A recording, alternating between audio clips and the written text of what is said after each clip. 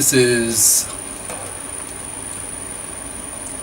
the GARIS Essays, that is 2 3-page opinion pieces on such topics as species dominance, the global state, politics, femtotech, religion, society and education, written by and read aloud by Prof. Dr. Hugo de GARIS. This is essay number 9, entitled "What If AI Succeeds?" The rise of the 21st century intellect.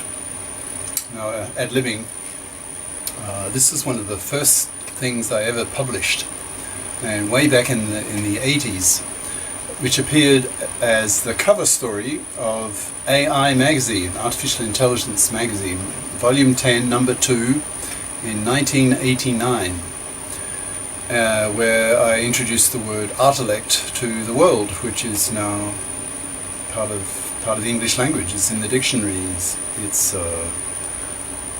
there's a pop group called Intellect. There's a rather well-known fabrication, electronic manufacturing facility in France, I think, called Intellect. There's a card game called Intellect. There's a computer game called Intellect. It's just type in the word intellect in Google and see how many hits you get. So the term has really taken off. There are books with intellect in the title besides my own. There are science fiction stories using the word intellect in the title. Okay, so what I'm doing now is I'm just reading out the article that appeared in AI magazine, cover story. So the blurb, the sort of resume. Within a human generation, computer technology will be capable of producing computers with as many artificial neurons as there are neurons in the human brain. So was that 30 years ago? When was it? Late 80s? That was 30 years ago. Yeah, I think that was a pretty good prediction. I think I called that. Okay. Within 2 human generations, intelligists, that is AI researchers, AI's artificial intelligence, AI researchers will have discovered how to use such massive computing capacity in brain-like ways. This situation raises the likelihood that 21st century global politics will be dominated by the question, who or what is to be the dominant species on this planet? This article discusses rival political and technological scenarios about the rise of the intellect, artificial intellect, ultra-intelligent machine, and launches a plea that a world conference be held on the so-called intellect debate. Well, the Singularity Institute in America started doing that a few years later. So I guess I was ahead of my time. Which I can say the same thing about masculism, which I'm doing now. It's lonely being the first or near the first. Okay, and the article itself. It's, I think, about 6 pages, so maybe a rather long flyer.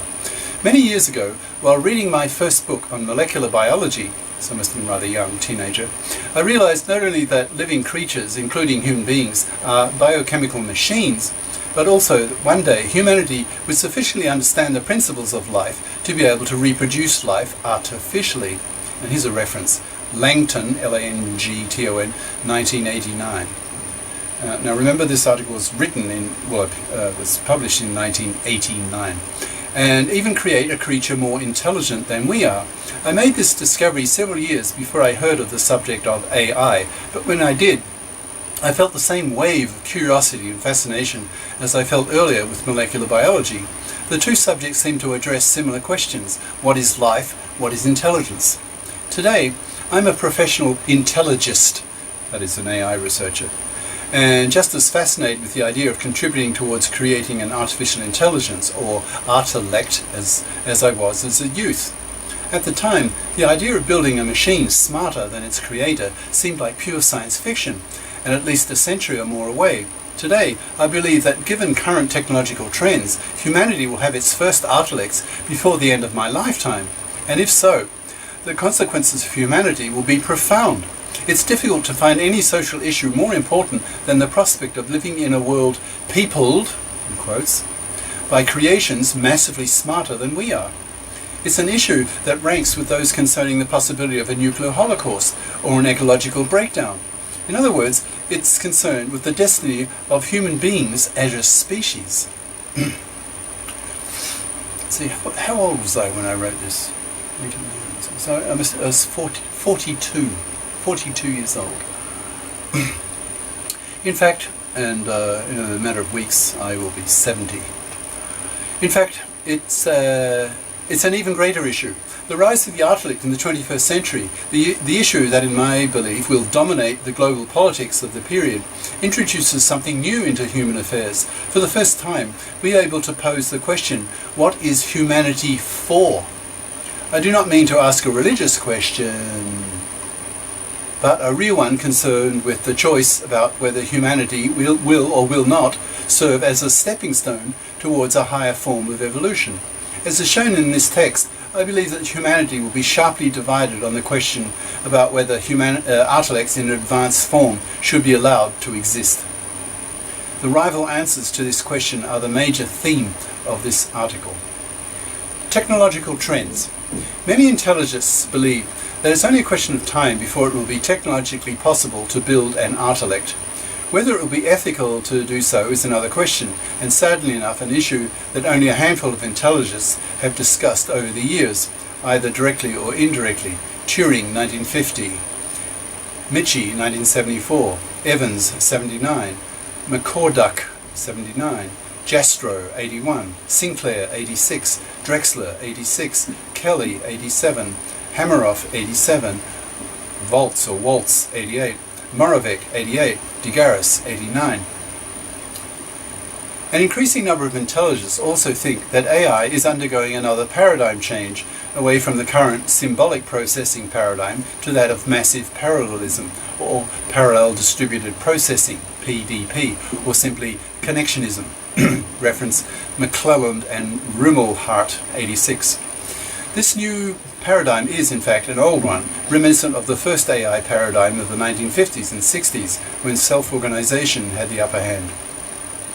At the time, computer technology could not provide massively parallel machines to support parallelist ideas, so the approach was not terribly successful.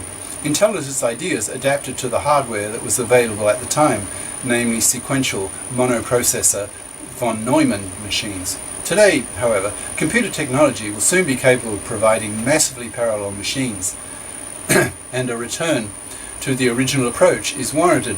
This time, success should be much easier. In fact, as I soon show, the prospect of having billions of components in a single computer will place enormous pressure on the theorists to devise ways to use this hitherto undreamt of computing capacity in brain-like ways. This theorizing has already begun and is referred to as the PDP or Connectionist revolution. However, and it was in the late 80s, sort of mundane now. However, to get a feel for the size of this coming hardware capacity revolution and the timescale over which it will occur, it's useful to consider an argument by Waltz, 1988. Waltz attempts to estimate how long it will be before computers have the same computing capacity as the human brain, meaning that these new machines will be able to process as many bits per second as the brain.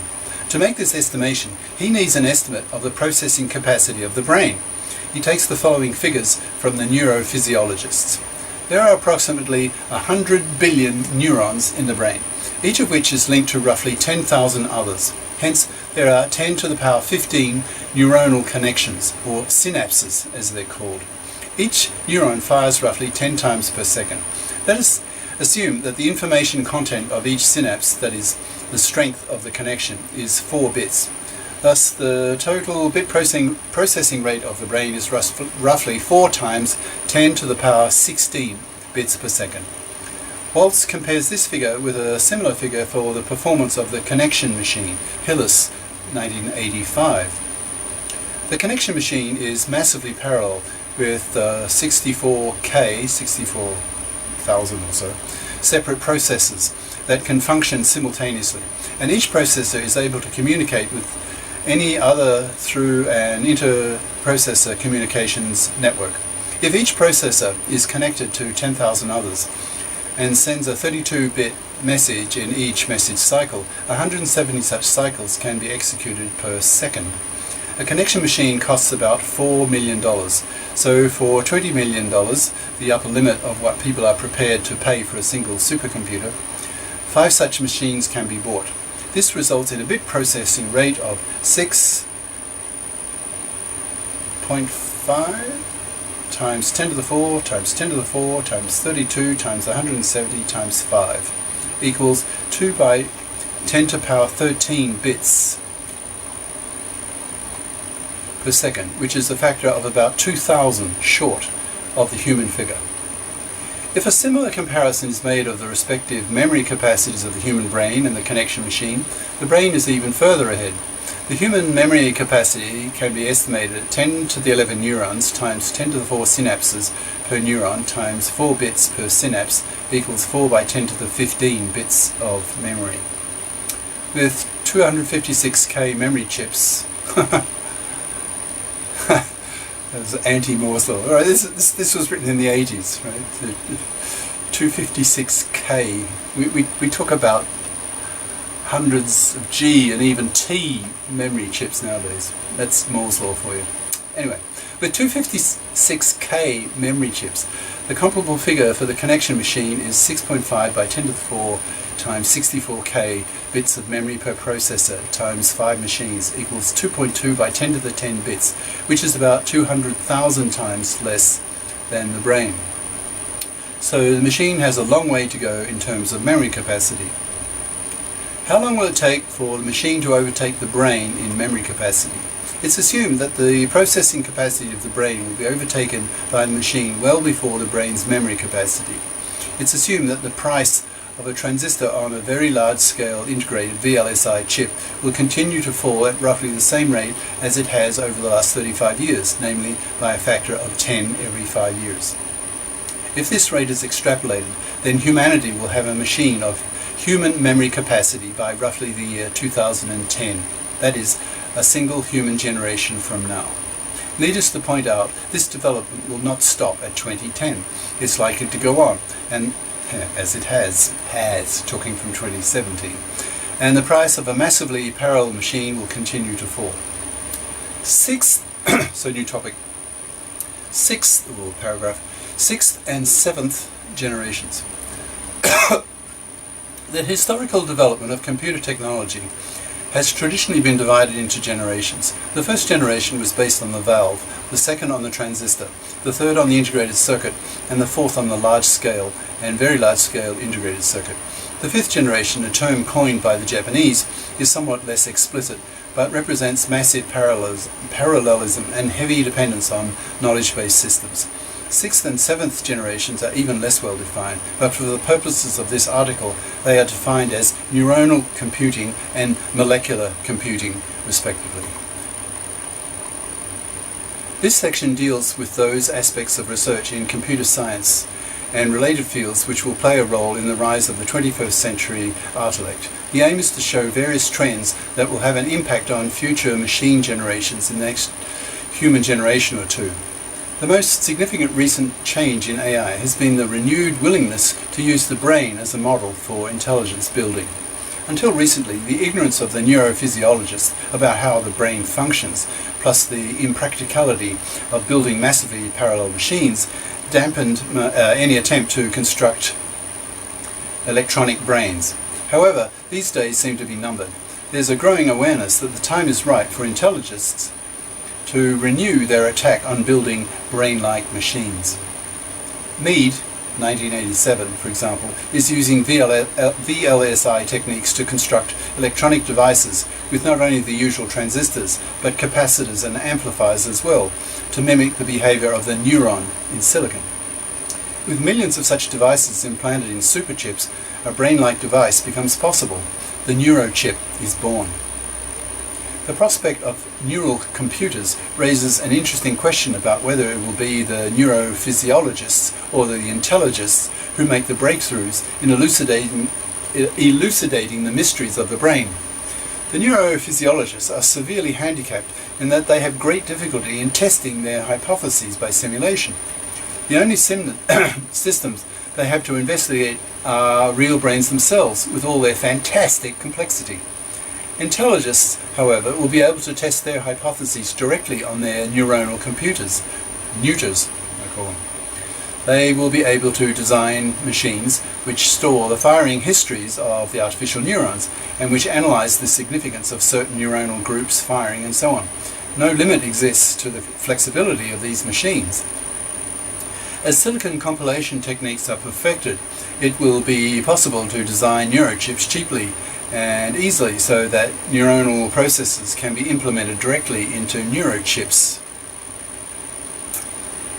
Now I'm on the next page of the article, and at the top of the page is a kind of header, so I'll read that out and then get back to the mid-sentence where I was. I believe that given current technological trends, humanity will have its first Artilex before the end of my lifetime, and if so, the consequences for humanity will be profound. Okay, going back.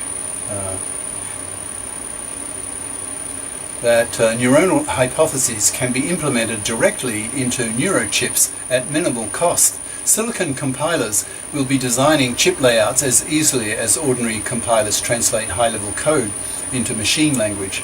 Another possibility is to imagine neuronal computers designed with such flexibility that their architecture can be easily specified by software. Minsky, 1986. This ability would avoid the need to redesign neurochips every time a new neurohypothesis required testing. The neurophysiologists will be quick to profit from the existence of neural computers to test their brain theories. A marriage of the two subjects is, thus, likely. So intelligists will become biologists to an increasing extent, and the neurophysiologists will be getting heavily into AI. Another technology likely to have an impact is optical computing. Recent research on bistability, that is, the two-state behavior of certain non-linear optic devices, allows computing to be entirely optical and hence able to overcome such problems as crosstalk, which plagues electronic computing. Optical computing would be much faster than electronic computing, so the interest in this new technology is significant and growing. Reference Feitelson, Feitelson, 1988. A third technology that is not yet well developed is molecular computing. Drexler, 1986, Hameroff, 1987, Langton, 1989, which aims to use genetic engineering techniques, among others, to create substances capable of computation, but at molecular scales. Molecular computing is important because limits exist on the number of transistors one can cram onto a two-dimensional surface without running into quantum effects. However, these limits can be postponed to some extent by introducing a third dimension into chips, thus piling the number of layers until a solid block is produced. The great attraction of molecular computing is not only its molecular scale, but the added advantage of biological adaptation, such as growth, self-repair, and learning. Recent and spectacular progress in superconductivity promises the possibility of superconducting proteins at room temperature, which would allow a huge quantity of such material to be packed together without worry of heat dissipation problems. The Japanese Ministry of International Trade and Industry, MITI, is taking molecular computing seriously, and in 1984 promised $36 million to such research. Unfortunately, the US government has been much slower. The same story is true for the European community. Recent American research has shown that genetically engineered polypeptides can be metallized, thus giving them the advantages of electric conductivity. So even if superconducting proteins are not found, biologically based computing technology can take advantage of electronic conduction speeds. Molecular biology has made so much progress in the study of bacteria over the last decade that more and more biochemists are moving up to multicellular creatures and studying such molecular mechanisms as embryological development, including how neurons grow and connect with other neurons. As the principles of these processes are discovered, it will become possible to grow computer brains according to seventh generation technologies. In short, in AI circles, the brain is in again, and research money is starting to flow to support brain-oriented computing. The Japanese have launched 2 projects of this type. One is called simply the 6th Generation Project, and the other the Human Frontiers Project. The National Science Foundation in the United States is now funding the Neuronal Computing Project, and the European Commission has launched its BRAIN, B-R-A-I-N project. So we should be seeing the first brain-like computing devices shortly. Tomorrow's intelligence will probably be multidisciplined experts in the fields of microelectronics, so ultra LSI, molecular nanoelectronics, neurophysiology, embryology, optical computing, and so on. Today's symbolic computing on monoprocessor machines will probably be considered quaint. Well, PCs, thanks to Moore's law, are still a force to be reckoned with, even today, 2017. As a new topic, as machines grow smarter. This section attempts to give a gut feeling about what it might be like to live in a world where computers are rapidly increasing their intelligence, and discusses the feelings this development might evoke in human beings. In my view, the biggest impact on smart computers will have on ordinary people will occur when machines begin having conversations with them. I think I called that one pretty well too as well. Because that's people now conversing with their machines and having huge impact.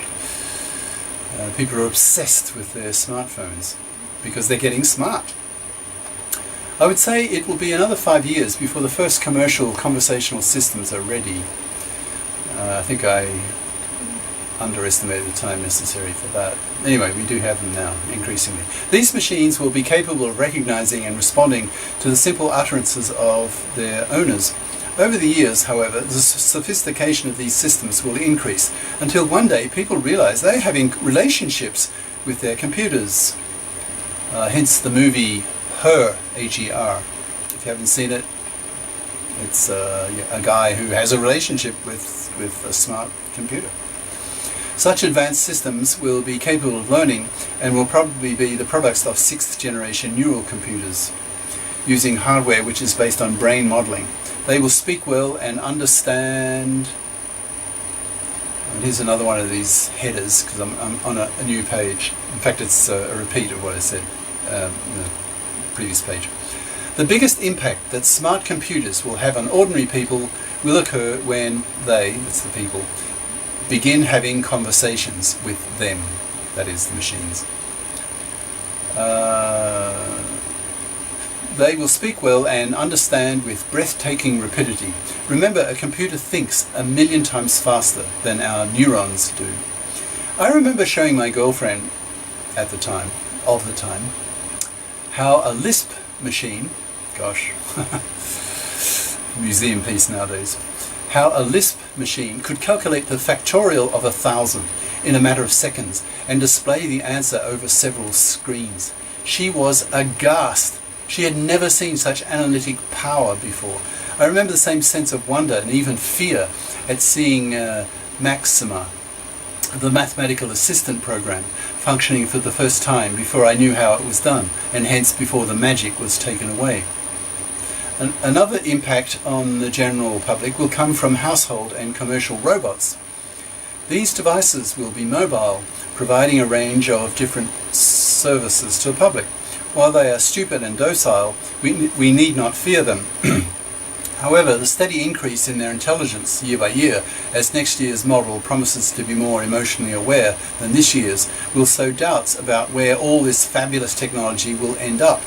In 20 years' time, so that's 2009, it will be commonplace to say that the 21st century will be dominated by the machine if humanity so chooses, and maybe even if not.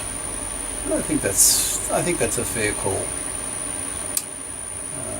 There are millions of people now aware of the species dominance issue. The general public, the politicians, and certainly the intelligists will be discussing the fate of the intellect and the fate of humanity to a far greater extent than is the case today. That was 1989, and I think that's true. In fact, I am rather annoyed by the current ostrich-like attitude of many intelligists with regard to the social implications of their work. I label such intelligists, plural, the mice, because they have the horizons of mice. It's only a question of time before enough people see the writing on the wall and start to seriously question just how far these intellects should be allowed to develop. Today, this questioning is somewhat academic because we're still some time away from such realities, but it'll be real and pressing in a generation or two and will constitute the dominant issue of the age. One can expect that people will take sides and that considerable energy and passion will be devoted to pleading the various options, so it's now appropriate to discuss just what the various options are. Next section. Options. Basically, I see two major options. We let the intellects freely evolve, or we don't. If we let them freely evolve, we take a risk, because these machines might choose to modify themselves in random ways, similar to the chance mutations of biological evolution. Limits exist to the level of control one can place in machines. One can build in meta-level strategies to control the strategies. One can build meta-meta levels to control the meta levels, but ultimately at the top level, certain strategies simply have to be built in. To change these top-level strategies and choose between good changes and bad changes, the only resource left is survival.